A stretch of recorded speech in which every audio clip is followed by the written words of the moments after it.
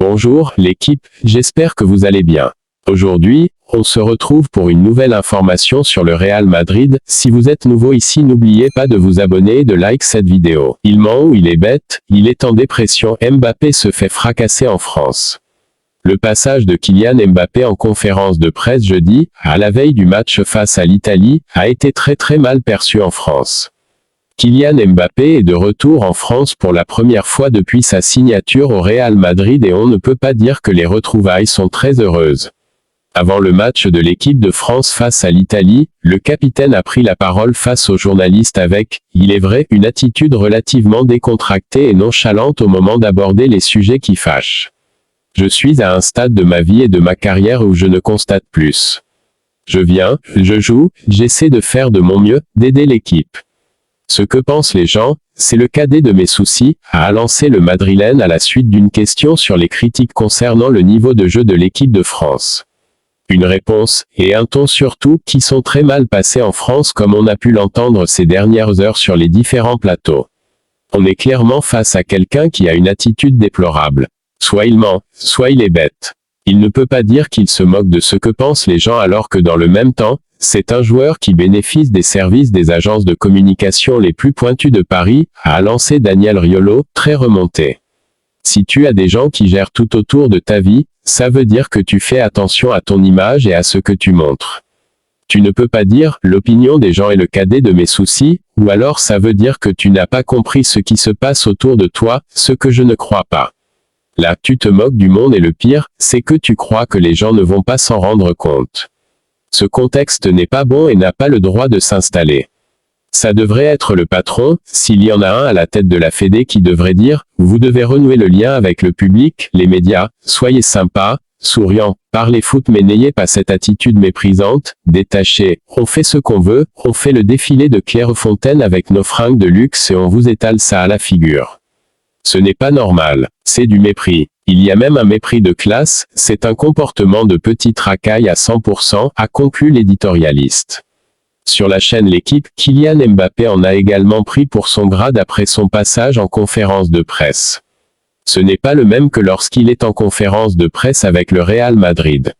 Là-bas c'est grand sourire, tout va bien, la vie est belle, je suis heureux, c'est l'histoire de ma vie que de jouer ici et ça ne semble pas être le cas, là en ce moment, avec l'équipe de France, a commenté Étienne Moati. Ça montre le personnage, a ajouté Mikou. Il n'a plus rien à prouver en équipe de France, c'est le patron donc il vient et fait comme il l'entend. Au Real Madrid, son attitude est complètement différente car il est en phase de séduction donc il est sympa avec tout le monde, il est toujours souriant puis peut-être que d'ici un an, il aura à Madrid la même attitude qu'on voit en EDF. J'espère que ce n'est que passager mais je le disais durant l'Euro, il est en dépression et ça continue. J'espère qu'il réussira à revenir dans un meilleur mood. Il est en dépression profonde et je suis très sérieux, a commenté Stéphane Guy. Quand est-ce qu'il est lui-même? Pour moi, il est vraiment lui-même quand il se comporte comme ça et il joue davantage un rôle quand il nous en met plein les yeux, a ajouté Johan Mikou, fermant la marche de la ribambelle de journalistes n'ayant que peu ou pas du tout apprécié les derniers propos de Mbappé. Bellingham, le Real Madrid reçoit de bonnes nouvelles. Carlo Ancelotti fait face à de nombreuses blessures en ce début de saison. Son groupe sera affaibli à la reprise et le programme est chargé. Les mauvaises nouvelles s'enchaînent à Madrid depuis le début de l'exercice 2024 à 25. Entre la blessure d'Eduardo Camavinga à la veille de la Supercoupe d'Europe, la blessure de Jude Bellingham, celle de Dani Ceballos et maintenant Eder Militao sans oublier qu'Aurélien Tchouaméni et Ferland Mendy sont forfaits avec les Bleus en raison d'une gêne physique. Hier soir, de nouveaux frissons ont assurément parcouru le corps de Carlo Ancelotti quand il a vu ou qu'on lui a rapporté que Arda Güler avait fini le match touché avec la Turquie. Il a même regagné les vestiaires en boitant mais les examens réalisés depuis sont rassurants, il n'est pas blessé. Il a simplement reçu un mauvais coup. Le jeune madrilène a d'ailleurs décidé de rester avec sa sélection même si sa participation au match de lundi est incertaine, ne serait-ce que par précaution et on peut s'attendre à ce que son club encourage à ceux qui ne jouent pas. Selon la presse espagnole, Arda Güler n'aura ensuite pas de problème à jouer contre la Real Sociedad le week-end prochain. Bellingham, l'autre bonne nouvelle. Dans le même temps, Relevo nous apporte des nouvelles positives de Jude Bellingham que l'on attend de base de retour à la fin du mois possiblement face à l'Atlético de Madrid. Le média nous informe cependant que la récupération du Britannique se passe très bien et qu'il n'est pas à écarter qu'il revienne plus tôt que prévu. Blessé le 23 août dernier à l'entraînement à la voûte plantaire, Jude Bellingham vit une phase de récupération heureuse comme l'écrit Relevo et certaines personnes au sein du club confessent même que cette blessure pourrait avoir du positif pour le Britannique car il a pu se reposer quelques semaines et esquive cette trêve internationale qui fait des dégâts un peu partout. À Valdebebas, tout le monde voit Jude rayonnant et en forme. Relevo assure que sa récupération se passe mieux que prévu et qu'il soit convoqué pour le déplacement à la Real Sociedad ne serait pas très surprenant même si on mise plutôt sur un retour face à Stuttgart ou l'Espagnol. Ancelotti, je me fâche rarement, mais quand ça arrive, je deviens fou. Carlo Ancelotti a donné une conférence lors de l'événement Mexico Siglo XXI de la Fondation Telmex, propriété du magnat mexicain Carlos Slim, au cours de laquelle il a passé en revue sa carrière et expliqué les clés de son succès à un public d'hommes d'affaires.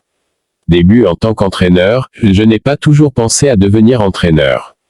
Un jour, à Milan, Sacchi m'a dit, le jour où tu arrêteras de jouer, j'aimerais que tu sois mon assistant. C'était un génie du football.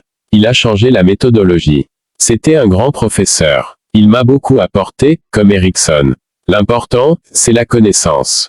Quand on débute, on n'a pas d'expérience. On ne peut pas l'acheter. Elle vient avec le temps, mais pas la connaissance. La passion et la curiosité sont importantes. Il y a toujours quelque chose à apprendre. Difficulté du métier, j'en rencontre tous les jours. C'est un travail avec beaucoup de pouvoir et de responsabilité. Je peux choisir l'heure à laquelle j'entraîne qui j'entraîne, mais en fin de compte, il s'agit d'une relation entre des personnes. C'est l'aspect le plus important. Parfois, je demande aux joueurs, qui êtes-vous, et ils me répondent, je suis un footballeur. Je leur réponds, non, tu es une personne qui joue au football. J'essaie d'avoir une relation personnelle et professionnelle, car la relation professionnelle est plus fructueuse. C'est ce que j'essaie de faire. Ce n'est pas facile parce que le joueur veut toujours jouer. Et 11 le font, mais 15 vont regarder le match. C'est le plus compliqué. Mais si vous arrivez à avoir une bonne relation personnelle, ça vous aide à mieux travailler. Sa proximité avec les joueurs, il faut être honnête avec les gens. J'ai forgé mon caractère en m'entourant de personnes calmes. Pour que le choix soit honnête, il faut que vous le soyez aussi. Transmettre le leadership, c'est très difficile d'expliquer comment un leader doit être. Il est beaucoup plus important de convaincre que d'imposer. Un leader doit avoir la capacité d'écouter ceux qui travaillent avec lui. Ils peuvent toujours vous donner des idées qui peuvent vous aider. Il est important d'écouter et de ne pas penser que vous savez tout parce que vous êtes le chef. On peut toujours apprendre. Cristiano Ronaldo, il a été et continue d'être un grand professionnel. L'un des meilleurs de tous les temps. Une légende, un grand professionnel et un exemple. Il a été un coéquipier fantastique, très apprécié des autres. Réunir de grands joueurs comme Mbappé, Rodrigo, Vinicius, le Real Madrid a des exigences très élevées parce que c'est le plus grand club du monde. Il possède les plus grands joueurs. Il faut être capable de mettre leur qualité au service du club. C'est ce que nous essayons de faire chaque année. Cette année, les nouveaux venus comme Kylian et Endrick s'adaptent très bien. Nous allons faire une belle saison en disputant toutes les compétitions. Gagner est très compliqué, mais le devoir que nous avons est d'être compétitifs à chaque match. Il ne faut jamais abandonner et se battre jusqu'à la fin. C'est ce que vous devez faire lorsque vous portez ce maillot. Sentiment face à la victoire et à la défaite est un moment de tristesse mais aussi une opportunité pour essayer d'améliorer les choses. Il faut se relever, comme dans la vie. La victoire n'est pas un vrai bonheur. Je la vois comme un soulagement parce que 3 jours plus tard, il y a une autre épreuve. Les critiques peuvent vite revenir. Et la critique vous dérange quand vous n'êtes pas capable de vous autocritiquer. Si vous le faites, la critique passe au second plan. Critique, il faut avoir une idée claire de ce que l'on doit faire. C'est important d'écouter son assistant, le joueur. Une vie sans pression ou sans un peu de stress n'existe pas. Pas trop de stress, mais un peu, c'est du carburant. Le jour où je ne ressens plus d'excitation avant un match, c'est le jour où je dois arrêter. Avant un match, il y a de l'inquiétude, il y a un sentiment négatif en pensant que ça ne va pas bien se passer, qu'on va nous mettre un but. Quand le match commence, tout s'arrête. Il faut trouver le calme pour gérer les situations du match.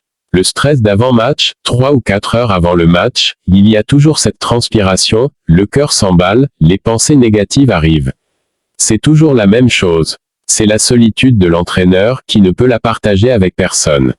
C'est une chose individuelle. Je ne peux pas la partager. Ma famille et ma femme m'aident, me soutiennent, mais les difficultés sont quelque chose d'individuel que je gère bien.